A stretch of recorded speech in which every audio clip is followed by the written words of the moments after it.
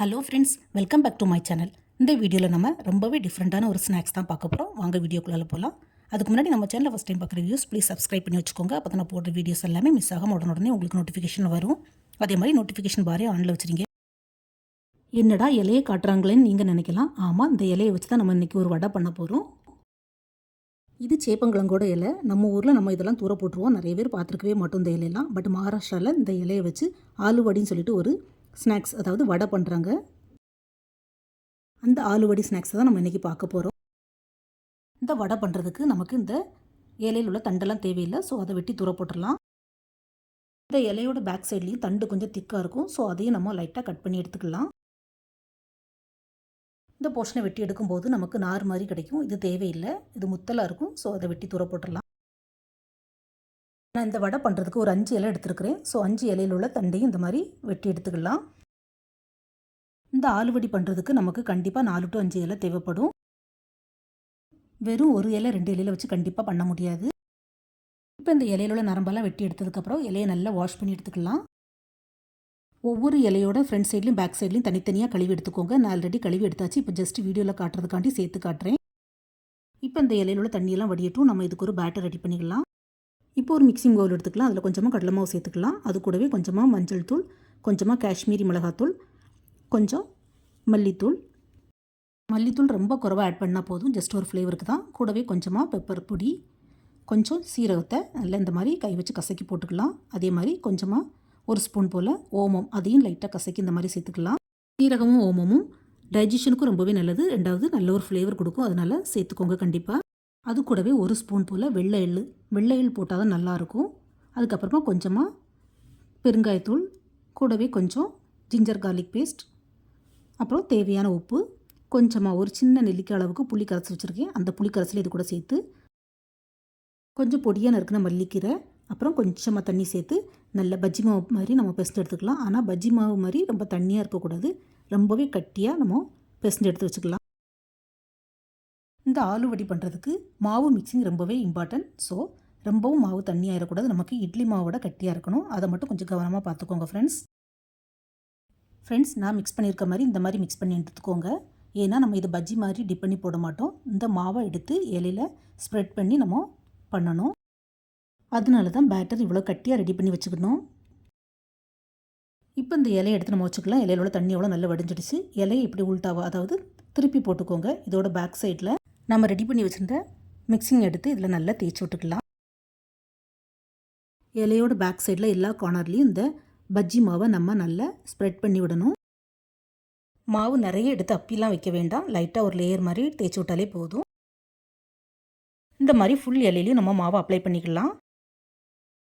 இப்போ இந்த இலைக்கு மேலே அடுத்த இலையை வைக்கணும், ஆனால் மாற்றி வைக்கணும். ஃபஸ்ட்டு நம்ம மேலே பெரிய பாட்டும் கீழே சின்ன பாட்டு வச்சுருந்தோம். இப்போ நேரம் மாற்றி மேலே சின்ன பாட்டும் கீழே பெரிய பாட்டு வச்சுக்கலாம். எல்லா இலையும் ஒரே மாதிரி வச்சு பண்ணலாம். பட் நம்ம இப்படி திருப்பி வச்சு பண்ணணும்னா ஃபோல்ட் பண்ணும்போது நமக்கு ஷேப் ஒரே மாதிரி கிடைக்கும். அதுக்கு தான் இப்படி பண்ணுறோம். இப்போ 3வது இலையை திரும்ப மாற்றி வைக்கணும். நம்ம ஃபஸ்ட் இலை வச்ச மாதிரி வைக்கணும். இந்த மாதிரி ஒவ்வொரு இலையாக வச்சு ஒவ்வொரு இலைக்கு மேலேயும் நம்ம மிக்ஸ் பண்ணி வச்சுருந்த மாவை நல்லா ஸ்ப்ரெட் பண்ணி விட்டுக்கலாம். ஆனால் மேக்ஸிமம் 4 அல்லது 5 இலைக்கு மேலே வைக்கக்கூடாது. ஏன்னா நம்ம இதை ஸ்டீம் பண்ணி எடுக்கணும். இலை நிறைய வச்சு ரொம்ப பெருசாகிட்டுனா நமக்கு ஸ்டீம் பண்ணும்போது உள்ளே சரியாக வேகாது. அதுக்கு தான் நான் 5 இலை எடுத்துருக்கிறேன். இலைகளுக்கு மேலே இந்த மாதிரி பேட்டரை ஸ்ப்ரெட் பண்ணதுக்கப்புறமா இந்த மாதிரி ஃபோல்ட் பண்ணி விட்டுக்கலாம். ஃபோல்டு பண்ணும்போதும் இந்த மாதிரி இலைகளுக்கு மேலே பேட்டரை லைட்டாக அப்ளை பண்ணி விட்டுக்கிட்டால் நமக்கு ஸ்டீம் பண்ணும்போது சுத்தமாக கலண்டு வராது, நல்லா ஒட்டி பிடிச்சிக்கிடும். ஸோ இந்த மாதிரி அப்ளை பண்ணி எடுத்துக்கோங்க ஃப்ரெண்ட்ஸ். இந்த இலையை இப்படியே வச்சு நம்ம ஸ்டீம் பண்ணணும். ஸ்டீம் பண்ணுறதுக்கு ஒரு பாத்திரத்தில் தண்ணி வச்சு நல்லா கொதிக்க விட்டுக்கலாம். தண்ணி சூடானதும் நம்ம அதுக்கு மேலே ஒரு ஸ்டீமர் வச்சு இந்த ஃபோல்ட் பண்ண இலையை அப்படியே வச்சு நம்ம ஸ்டீம் பண்ணி எடுக்கணும். இதுக்கு மேலே ஒரு லிட்டு போட்டு மூடி வச்சு எடுத்துக்கலாம். இதுக்கு பதிலாக நீங்கள் இட்லி தட்டில் ஆவியில் வேக வச்சு கூட எடுத்துக்கலாம். நம்ம வச்சுருக்கிற இலைக்கு அளவை பொறுத்து ஸ்டீம் ஆகும். அதாவது 3 இலை வச்சு பண்ணோன்னா சீக்கிரமாக ஸ்டீம் ஆயிரும். 4 இலை 5 இலை வச்சு பண்ணியிருந்தோன்னா ஸ்டீம் ஆகிறதுக்கு கொஞ்சம் டைம் ஆகும். எனக்கு இது ஸ்டீம் ஆகிறதுக்கு ஒரு 20 மினிட்ஸ் ஆச்சுது. பாருங்கள், இப்போ சூப்பராக வெந்துடுச்சு. இலையும் நல்லா டிரான்ஸ்பரண்ட் ஆகிட்டு இப்போ நம்ம கேஸ் ஸ்டவ்வை ஆஃப் பண்ணிவிட்டு கேஸ்லேருந்து எடுத்துடலாம். இப்போ ரொம்ப சூடாக இருக்குது. ஸோ கொஞ்சம் ஆற விட்டுக்கலாம். ஆறுனதுக்கப்புறமா நம்ம இதை கட் பண்ணி எடுத்துக்கலாம். ஒரு ஷார்ப்பான கத்தி வச்சு இதே மாதிரி ரவுண்டாக கட் பண்ணி எடுத்துக்கலாம். உள்ளே நல்லா வெந்திருந்தால் மட்டும்தான் நமக்கு இதை மாதிரி பீஸ் போடுறதுக்கு வரும். ஃப்ரெண்ட்ஸ், நீங்கள் கட் பண்ணும்போது கத்தியில் ஒட்டுற மாதிரி இருந்ததுன்னா கொஞ்சமாக கத்தியில் எண்ணெய் தேய்ச்சிக்கிட்டு கட் பண்ணிங்கன்னா சுத்தமாக ஒட்டாது. இதே மாதிரி எல்லா பீஸஸையும் ரொம்ப தின்னாகவும் இல்லாமல் ரொம்ப திக்காகவும் இல்லாமல் பீஸ் போட்டு எடுத்துக்கலாம். பாருங்கள் எவ்வளோ லேயர் லேயராக அழகாக கிடச்சிருக்குது. இதுக்கப்புறமா நம்ம இதை ஆயிலில் ஃப்ரை பண்ணி எடுக்கணும். ஸோ கேஸ் ஸ்டவ்வில் கொஞ்சமாக எண்ணெய் வச்சு சூடு பண்ணிக்கலாம். இதை ஷாலோ ஃப்ரையும் பண்ணலாம், டீப் ஃப்ரையும் பண்ணலாம். நான் இன்றைக்கி டீப் ஃப்ரை தான் பண்ணுறேன். எண்ணெய் காஞ்சதுக்கப்புறமா ஒன்றா போட்டு இந்த மாதிரி ஃப்ரை பண்ணி எடுத்துக்கலாம். ஃப்ளேம் மட்டும் லோவில் வச்சு பண்ணுங்கள் ஃப்ரெண்ட்ஸ். ஏன்னா இது கீரைனால சீக்கிரமாக செவந்துடும். இந்த ஆலுவடி ஒரு சைடில் வெந்ததும் நம்ம அடுத்த சைடில் ஃப்ளிப் பண்ணி போட்டுக்கலாம். 2 சைடும் வெந்து கொஞ்சம் கிறிஸ்பியாக வந்ததும் நம்ம எண்ணெயிலேருந்து எடுத்துடலாம். நல்லா செவக்க விட வேண்டாம், புறம் கரிஞ்சு போயிடும். போதும், ஆலுவடி இந்த அளவுக்கு ஃப்ரை ஆனதும் நம்ம எண்ணெயிலேருந்து எடுத்து தனியாக ஒரு பிளேட்டில் வச்சிடலாம். எல்லாத்தையும் இதே மாதிரி ஃப்ரை பண்ணி எடுத்துகிட்டு நெக்ஸ்ட் பேட்ச் போட்டுக்கலாம். இந்த ஆலுவடி மகாராஷ்டிராவில் மட்டும் இல்லை, கர்நாடகா அப்புறம் நார்த் சைடில் எல்லாமே ரொம்பவே ஃபேமஸ். மராட்டிக்காரங்க வீட்டில் ஏதாவது ஒரு ஃபங்க்ஷன், ஃபெஸ்டிவல் அல்லது பார்ட்டினா இந்த ஆலுவடி கண்டிப்பாக ஸ்நாக்ஸில் இருக்கும்.